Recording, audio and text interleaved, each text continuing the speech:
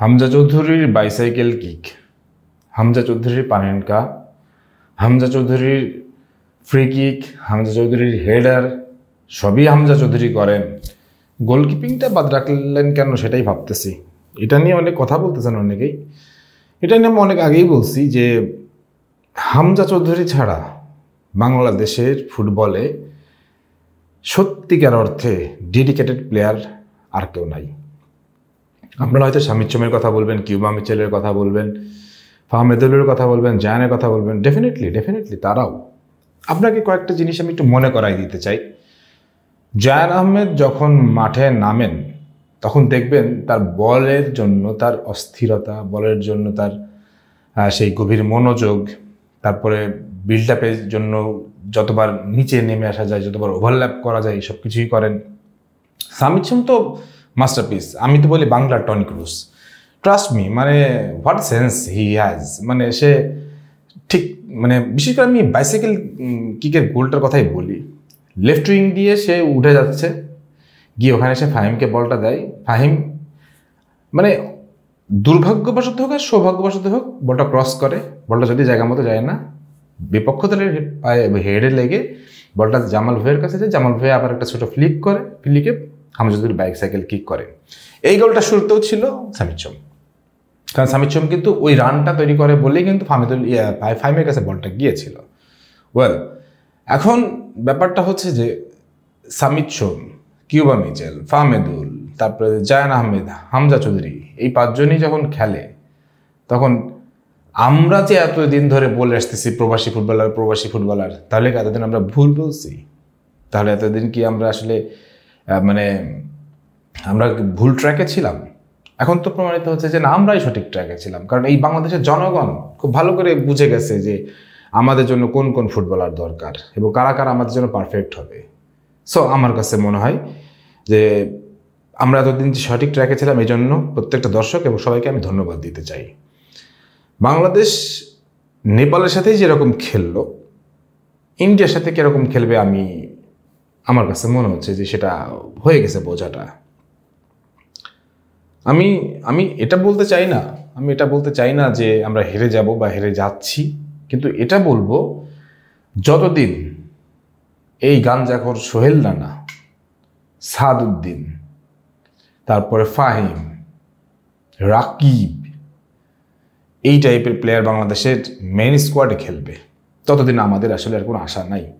ভাই, রাকিবকে নিয়ে একটা সময় আশা করতাম, কিন্তু এই ছেলেটা হুদাই রান করে উইথ দ্য বল যাইতেই পারে না।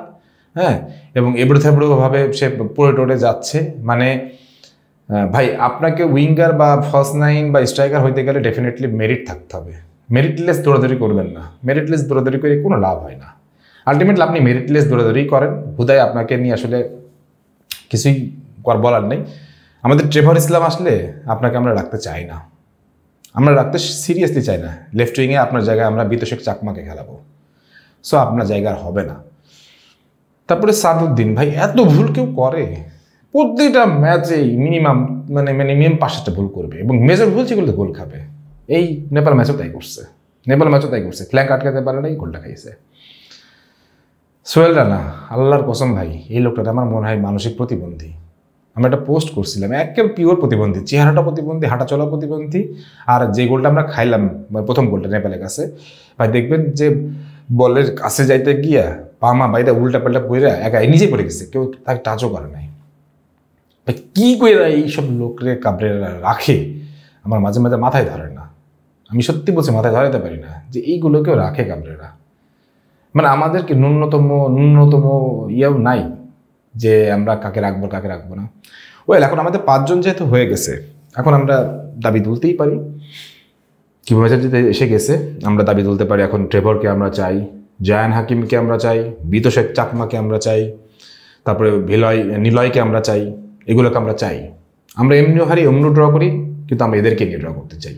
তোমাদের মতন মানে আজাইরা, গাঞ্জারখোর, মানে থার্ড ক্লাস মাদারচোর টাইপের খেলোয়াড়দেরকে নিয়ে আমরা আর খেলবো না। এইটাই হচ্ছে আমাদের এখন মূল দাবি হওয়া উচিত। ভাই এত স্ল্যাং দিই আমি জীবনে, আমার ভিডিওতে কোনো স্ল্যাং দিই না। এই ভিডিওতে স্ল্যাং দিতে হয় কারণ কি ভাই, আমরা তো ফুটবলটাকে ওন করি। যখন দেখি এত অন্যায়, এত অনিয়ম, তখন আর ভালো লাগে না। আর অনেকে আবার বলেন পাইপলাইন বন্ধ হয়ে যাবে, আর আল্লাহ পাইপলাইন রাখেন আপনি, পাইপলাইন আছে নাকি যে পাইপলাইন বন্ধ হয়ে যাবে? কিসের পাইপলাইন? পাইপলাইন বাইরে তৈরি হচ্ছে, এখানে সে খেলতেছে, বালের পাইপলাইন করেন। ওদিকে কাভান সুলিভান গোল করে লাস্ট মিনিটে, তাকে আমরা নিতে পারি না। হ্যাঁ, তারপরে যে সুলিভান ব্রাদার্স দুইজন পড়ে রয়েছে, তাদেরকে আমরা নিয়ে কোনো কাজ করতেছি না, আর আপনি পাইপলাইনে চোদাইতেছেন। সে পাইপলাইন টাইপলাইন হবে না। আর কাবরেরা তো যাইতেই হবে।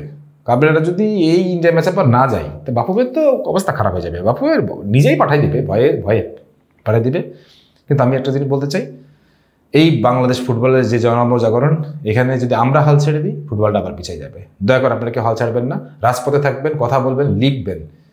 এইভাবেই আমরা ফুটবলকে ফেরাবো, এবং একদিন আমরা মাথা উঁচু করে বলবো আমরা বিশ্বকাপে যাচ্ছি, বিশ্বকাপে যাব। আমার মনে হয় এটাই আমাদের লক্ষ্য হওয়া উচিত। আপনাদের এই ব্যাপারে মতামত জানাতে পারেন। সব ভালো থাকেন, সুস্থ থাকেন। আল্লাহ হাফেজ।